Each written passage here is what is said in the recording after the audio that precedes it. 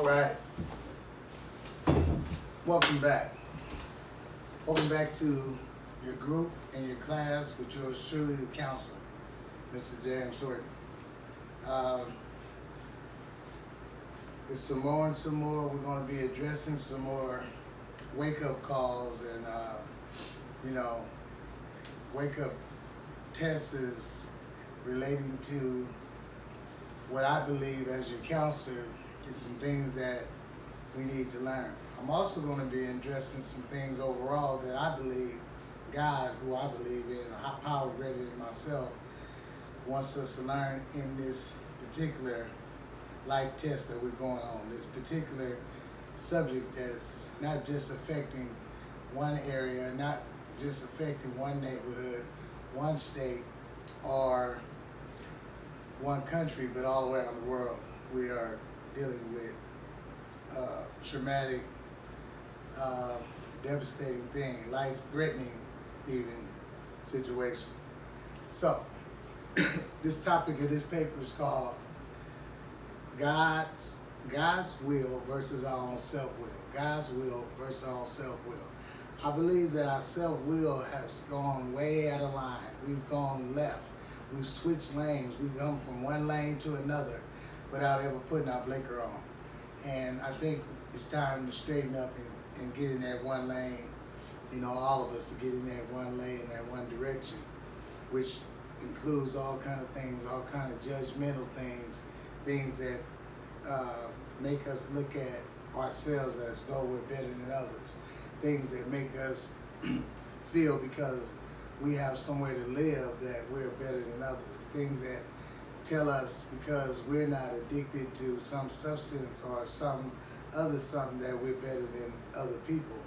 And God sees us all as His people and His children. So we must ask ourselves, where are you at in life and where do you line up on your judgment? They're better than anything. Even our churches have a tendency to look down on other people.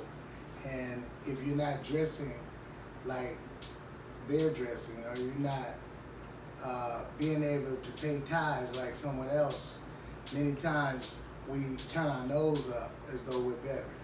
So I wrote this paper and it's called God's Will versus Our Own Self-Will. It says there are many God-believing people, individual church people and non-church people that will let others, let's read that again.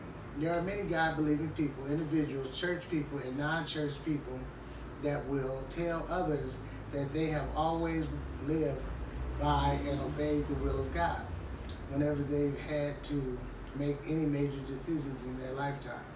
Ask yourself question number one. It says, do you have a history when you've gotten in relationships allowing God to pick your partners, or do you pick all of them because God always seems to be taking too long? I mean, just imagine it. Just imagine how I'm just going to wait on God. I hear that all the time, in church and out of church. Oh, wait on God. Oh, wait on God. But many times, even myself, I've made many mistakes because I feel God is taking too long, And you guys have done the same thing. You feel that He's just taking too long. And you know more or less what she looks like or what he looks like better than God do. And we sometimes can spend a lifetime realizing that we should have waited on God. All right. Number two, was it God's will, your partner's will, or your own will that has you here doing 52 weeks of domestic violence classes? Was it God's will, your partner's will, or your own will that has you here doing 52 weeks of domestic violence classes? I mean, is that why you're here with me right now? Is that why most members come to me through the years? I mean, we're in the 8,000 mark of clients that's come. It's been a problem. It's been deep, man. And I'm like, I tell people all the time, I tell the men all the time, with their intellectual thinking, with their, I know what I'm doing attitude and all that kind of stuff. I said, well, you sound pretty smart. I tell them, I say, you all sound pretty smart. But I also remind them that smart people don't come to these kind of classes, right? Smart people don't have police in and out their house all through the night, disturbing their children with their out of controlness and all that kind of stuff. Smart people don't do that. So, smarten up for real, and then come back and holler at me. All right. Number 3. Is anyone here addicted to transitional void? You say, what is transitional void? Transitional void is transitioning from relationship to relationship to avoid what it takes to commit ourselves to one woman or one man partner and play the position that's required. I mean, transitional void is just transition. You keep moving around. You keep moving around. I mean, it's like a rotation. It's like a big old rotation of I gotta be with her. And you women say, I gotta be with him. And if they all paying, what's the problem? The problem can be corona, and you don't even know it. Because you can't just put a mask on and still be able to handle your business, right? So maybe that's your wake-up call, and maybe not. All right, number 4. Does anyone know that there is nothing more powerful in this life than a change and a made-up mind? Does anyone know there is nothing more powerful in this life than a change and a made-up mind? We must make our mind up, get it straight. I told you, get in the right lane. Quit lane switching. Quit switching to other lanes without putting your blinker on. Remember. All right, number 5. Do you have a history within your own self-will picking relationships that complete you, or do you draw to those that compete with you? Do you draw? Are you looking for a partner? Are you usually going to people who complete you, help make you better, or people that are individual partners that compete with you? Right? You must think about that. All right. Number 6. Have you ever been known to disrespect people you know or who appears to have less than you do? People like panhandlers, self-employed gas stations attendants, or what many of you call knocks. You ever disrespect them people, them crack monsters, them heroin users? You ever disrespect them kind of people? Some of you have, and I've been on the other side of it, and I know. Don't lie to me. I know you did it. All right? Okay. What if God came back and was in one of those people's, was one